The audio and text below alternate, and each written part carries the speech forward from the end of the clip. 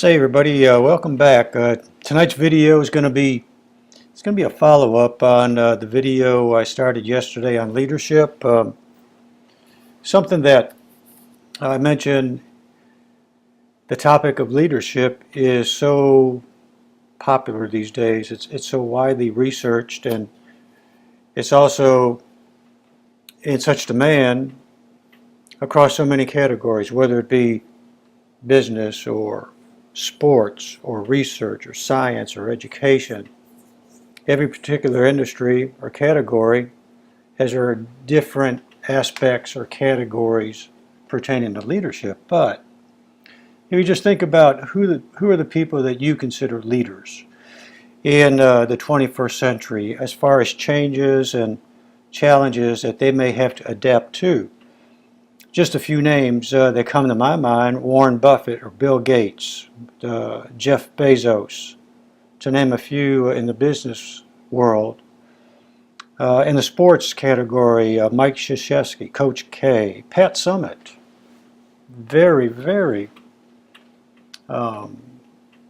popular coach of Tennessee women's basketball. Fred Smith with FedEx. I guess my point is, we know that these people are popular, but what kind of separated them from the group? I don't think any of them sat around on their hands or sat in their office and gazed out the window very long without making things happen. So whoever is on your list as far as who you consider leaders, take a hard look at them. Get a book. Read up on them. Find out what they did and begin to mirror some of their activities. And just to refresh our thinking from yesterday, some of the starting facts on the leadership segment here.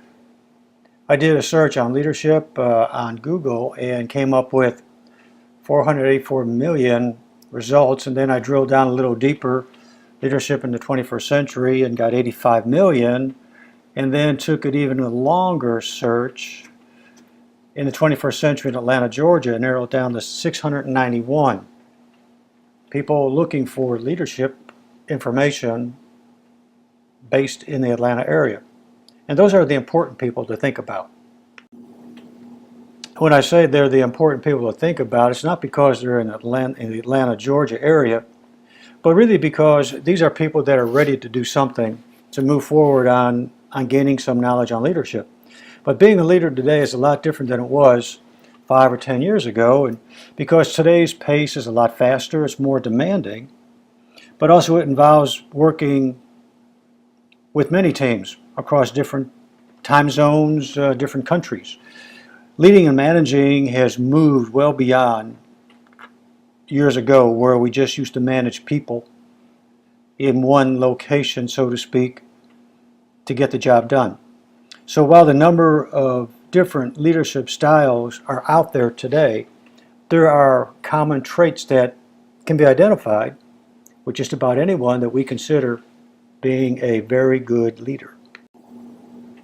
So today, just to keep things simple and easy to explain, I'm going to look at the 3 B's of leadership, and it's easy to identify: B, results oriented; B, customer focused; and B, strategically focused. And we'll go over each of those now.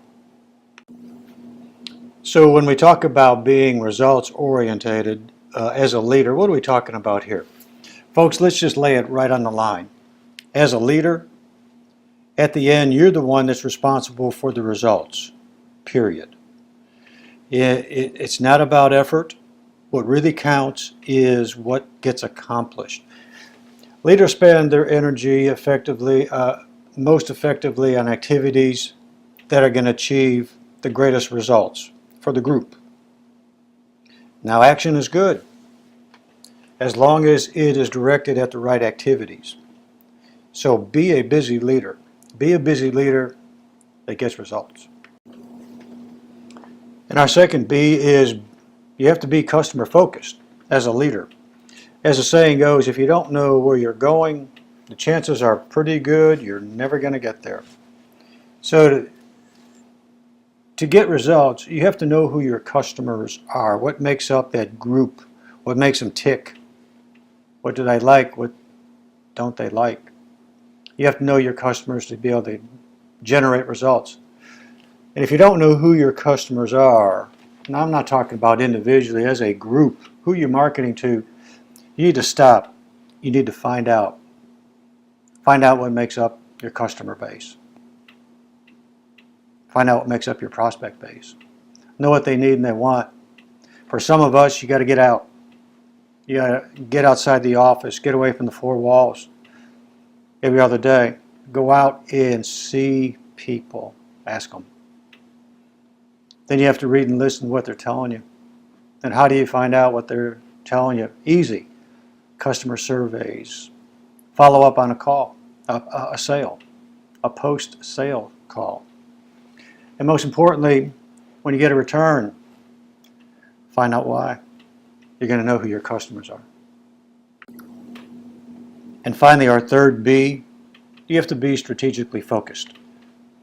If you want to do big things, you got to think big thoughts.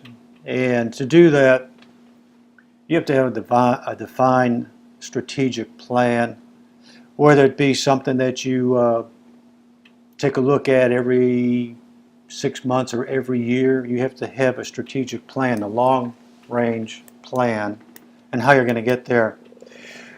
With the way business is changing, the challenges that are out there in the 21st century, no longer can we afford to just wing it or to take a swag approach. Forward thinking, in a sense, as far as being ahead, the best we can, think ahead of market conditions and customers. Forward thinking is going to be key. That's why it's going to be so much of a demand and a need to read. Read frequently. Watch what's in front of you every day. The picture I get is people walking around staring at their smartphone. They never look up, like a bunch of robots. If that's the way we're going to operate our business, we're not going to watch what's in front of you. We're going to have to watch people passing us by. So every day you have to put yourself at a higher level of mindset and of thinking, and really set aside 15% of your day. Find that 15% of the day. You decide how many minutes it's going to be, and devote that to just strategically focus on your planning. And when you do that, a lot's going to surface in that process. So hopefully the 3 B's are things you can pick up on, add a 4th B, add a 5th B, but at least this is a start. So have a great rest of the day, folks, because you deserve it. And we'll talk again tomorrow. Take care.